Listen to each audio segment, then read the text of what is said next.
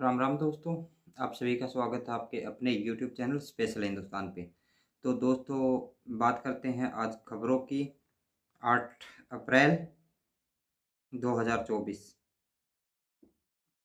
तो प्रधानमंत्री नरेंद्र मोदी जी ने कल रैली के अंदर बात करते हुए कहा कि कांग्रेस को जम्मू कश्मीर से धारा 370 हटाने का दुख है। कश्मीर की चर्चा उसे पसंद नहीं। केंद्रीय एजेंसियों पर टीएमसी हमला करवा रही है। तो मोदी ने खड़गे के कश्मीर को लेकर दिए बयान का जवाब दिया। मोदी ने कहा, कांग्रेस अध्यक्ष ने कहा, मोदी दूसरे राज्यों में कश्मीर की बात क्यों करते हैं? उनके लिए कश्मीर कुछ नहीं है, लेकिन 140 करोड़ भारतीयों के लिए कश्मीर माँ भारती के मस्तक का सम्मान है। इसके साथ साथ ही पीएम ने टीएमसी को कानून और संविधान को कुचलने वाली पार्टी बताया। मोदी ने कहा, यहाँ जब केंद्र की जांच एजेंसी आती हैं तो टीएमसी उन पर हमले कराती है और लोगों से करवाती है। संदेश खाली में क्या हुआ पूरा देश जान चुका है। प्रधानमंत्री 3 दिन में दूसरी बार पश्चिम बंगाल पहुंचे। इससे पहले 4 अप्रैल को उन्होंने कूच बिहार में रैली की थी। इसी दिन ममता बनर्जी ने कूच बिहार में ही रैली की थी। पीएम ने कहा था, संदेश खाली के दोषियों को मोदी सजा दिलाकर ही रहेंगे, बाकी जिंदगी जेल में कटेगी। तो ये थी नरेंद्र मोदी के बयान जो जम्मू कश्मीर के ऊपर उन्होंने दिए। तो अब चलते हैं अगली खबर। दोस्तों, बात करते हैं आईपीएल की। मुंबई इंडियंस ने आईपीएल 2024 में पहली जीत हासिल की। टीम ने मौजूदा सीजन के 20वें मुकाबले में दिल्ली कैपिटल को 29 रन से हराकर वानखेड़े स्टेडियम में रविवार को डबल हेडर के पहले मुकाबले में दिल्ली ने टॉस जीतकर गेंदबाजी चुनी। मुंबई ने पहले गेंदबाजी करते हुए 20 ओवर में 5 विकेट पर 234 रन बनाए। जवाब में दिल्ली ने 20 ओवर में 8 विकेट पर 205 रन ही बना सकी। तो दोस्तों, ये मुंबई दिल्ली को 29 रन से हराया और आखिरी ओवर में 3 विकेट चटके 4 विकेट पर पारी समाप्त हुई। तो अब चलते हैं अगली खबर की तरफ। तो दोस्तों, अब से बात करते हैं टीएमसी के। महिला ने अधिकारियों पर मारपीट, बदतमीजी और घर में तोड़फोड़ का आरोप लगाया। एनआईए अधिकारियों के खिलाफ भूपतिनगर पुलिस थाने में आईपीसी की धारा 325, 34 और 354, 354 बी और 427, 448, 509 के तहत शिकायत दर्ज कराई गई। पुलिस मामले की जांच कर रही है। हालांकि एनआईए ने अपने ऊपर लगे सभी आरोपों का खंडन किया है। जांच एजेंसी ने रविवार को प्रेस रिलीज जारी कर के बताया कि उन्होंने कोई गैरकानूनी कार्रवाई नहीं की। एजेंसी कलकत्ता हाईकोर्ट के निर्देश पर भूपतिनगर में 2022 में हुए बम धमाके की जांच करने पहुंची थी। आईएनए के मुताबिक टीएमसी नेता भलाई चरण मेती और मनोबत्री जना केस के मुख्य साजिशकर्ता हैं। आईएनए टीम 5 की अप्रैल रात भूपतिनगर में 5 जगह तलाशी लेने गई। इसी दौरान सीआरपीएफ और महिला कांस्टेबल भी शामिल थी। भीड़ ने उन्हें कार्रवाई करने से रोकने का प्रयास किया। तो जब उसके अधिकारियों ने आरोपों को गिरफ्तार कर ले जाने लगे तो लोग लाठी डंडे लेकर उनके सामने अड़ गए। लोगों ने अधिकारियों की गाड़ी पर पथराव किया। हमले में एक अफसर को चोटें भी आई। हालांकि एनआईए टीम आरोपियों को अपने साथ कोलकाता ले गई। एनआईए ने हमले के खिलाफ भूपतिनगर थाने में शिकायत दर्ज कराई है। तो ये था भूपतिनगर का मामला जहां एनआईए के ऊपर हमला। कांग्रेस में जननायक जनता पार्टी विधायकों की एंट्री की खबर से हलचल मची हुई है। कांग्रेस से जुड़े सूत्रों के मुताबिक जजपा के 2 विधायक उनके टच में हैं। इन विधायकों को लोकसभा सीट देने को लेकर कांग्रेस में बवाल भी मचा हुआ है। इसमें एक तरफ कुमारी शैलजा और दूसरी तरफ पूर्व सीएम भूपेंद्र सिंह हुड्डा। सूत्रों की माने तो इन विधायकों का कभी कांग्रेस बैकग्राउंड रहा है, जिस वजह से कांग्रेस उनकी घर वापसी करवाकर सियासी तौर पर सुर्खियां बटोरना चाहती है। इसी वजह से हरियाणा की 6 सीटों पर कांग्रेस में टिकट का पैच फंसा हुआ, क्योंकि कांग्रेस की पिछली बैठक में सिरसा से कुमारी शैलजा, रोहतक से दीपेंद्र हुड्डा और फरीदाबाद से महेंद्र प्रताप के नाम पर सहमति बनी थी। गुरुग्राम सीट से अभिनेत्री अभिनेता ने नेता बने राज बब्बर के नाम पर विचार किया था। वहीं हरियाणा में उत्तराखंड के एक डेरा प्रमुख को लोकसभा उम्मीदवार बनाकर कांग्रेस सबको चौंका सकती है।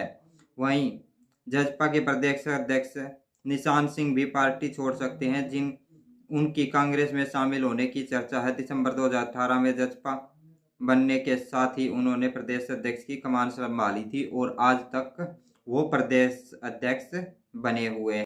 अखिल भारतीय कांग्रेस कमेटी महासचिव पूर्व केंद्रीय मंत्री, हरियाणा कांग्रेस की पूर्व प्रदेशाध्यक्ष, उत्तराखंड के प्रभारी एवं कांग्रेस कार्य समिति की सदस्य कुमारी शैलजा ने कहा कि भाजपा की प्रदेश सरकार हरियाणा रोडवेज की दोनों सेंट्रल वर्कशॉप को बंद करने की तैयारी कर रही है, जबकि Haryana roadways engineering corporation Gurugram को बंद करने का षड्यंत्र काफी पहले ही शुरू किया जा चुका है। राज्य सरकार का मकसद प्रदेश की सुदृढ़ परिवहन सेवाओं को हर तरह स्तर पर निजीकरण करना, इसलिए ही बसों के परमिट निजी हाथों में देने की कार्रवाई भी समय समय पर चलती रही है। तो कांग्रेस ने अब एक और आरोप लगाया है कि जो हरियाणा सरकार है वो रोडवेज का निजीकरण करने जा रही है, इसलिए जो मेन वर्कशॉप हैं, 2 मेन वर्कशॉप हैं सेंट्रल, उन दोनों को बंद करने जा रहे हैं। गुरुग्राम की वर्कशॉप तो बंद करने की कोशिश पहले ही की जा रही है और भी काफ़ी सारी वर्कशॉपों के ऊपर बातें चल रही हैं। अगर ऐसा हुआ तो हरियाणा सरकार इसको हरियाणा परिवहन को घाटे का सौदा बताकर निजीकरण कर देगी और निजी हाथों में जैसे ही परिवहन जाएगा उसी तरह से किराया और ये सब चीज़ों में बढ़ोतरी होगी और इससे आम जनता के ऊपर काफ़ी प्रभाव पड़ेगा। तो चलो दोस्तों, ये थी आज की खबर। चलते हैं अगली खबर की तरफ। हरियाणा के पूर्व सीएम अनिल विज अपने भाषणों से या अपने कही हुई प्रेस कॉन्फ्रेंस से काफ़ी चर्चा में रहे हैं। तब से ये भाजपा जजपा गठबंधन टूटा है उस टाइम से अब तक काफ़ी चर्चा में है हरियाणा के अंदर। तो उन्होंने अब एक और बयान दाग दिया है।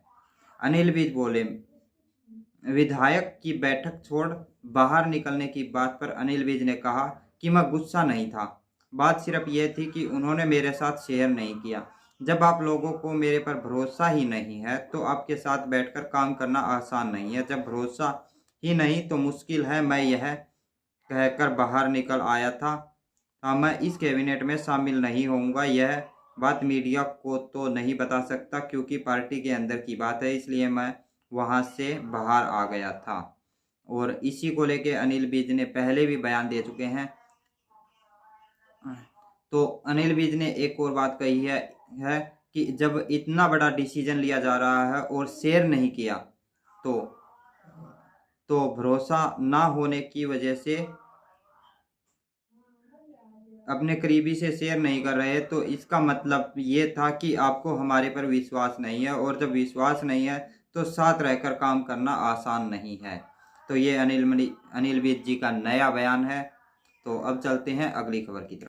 अब बात करते हैं विदेश की।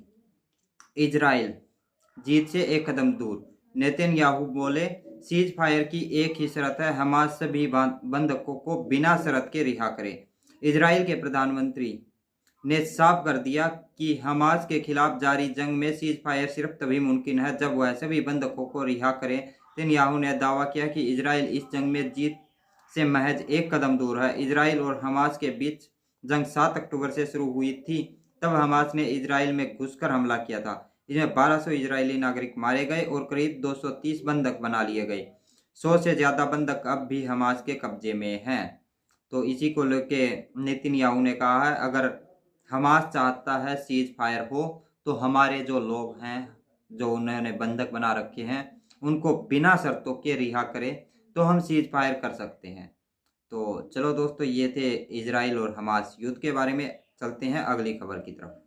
तो आपको याद होगा 2-3 दिन पहले राजनाथ सिंह ने एक बयान दिया था। उस बयान को लेके पाकिस्तान की प्रतिक्रिया आ चुकी है। पाकिस्तान बोल रहा है भारत हमारे नागरिकों को आतंकवादी कहता है। राजनाथ के पड़ोसी देश में घुसकर दुश्मनों को मारने वाले बयान को भड़काऊ बताया है। तो दोस्तों पाकिस्तान के जो मानसिकता है वो एक तरह से आतंकवादियों जैसी ही है, लगभग सभी की।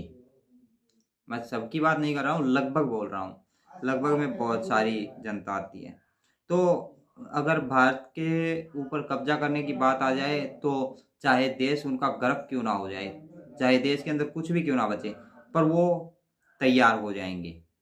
तो यही हालत रही है पाकिस्तान के, जो हालत आज है वहां तक पहुंचाने के लिए इस जनता की सबसे बड़ी भूमिका रही है।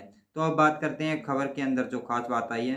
पाकिस्तान ने भारतीय रक्षा मंत्री राजनाथ सिंह के आतंकियों को पाकिस्तान में घुसकर मारने वाले बयान की निंदा की है, इसे भड़काऊ बताया। पाकिस्तान के विदेश मंत्रालय ने एक बयान में कहा, पाकिस्तान के नागरिकों को मनमाने ढंग से आतंकवादी करार देना और सजा देने का दावा करना साबित करता है